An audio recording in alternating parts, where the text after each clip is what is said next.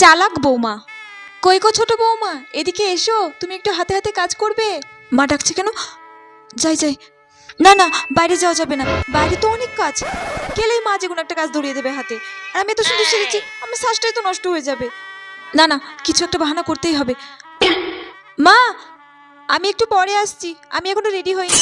আচ্ছা এসো। দিদিভাই, আই এম সো সরি, আমি রেডি হতে গিয়ে তোমার হাতে হাতে সাহায্য করতেই পারলাম না। আরে তোকে কোনো চিন্তা করতে হবে না ছোট, আমি সব কাজ করে নিয়েছি এদিকে, আর কোনো কাজ বাকি নেই। তুমি কিছু মনে করো আরে তো? না না, সব কাজ হয়ে গেছে।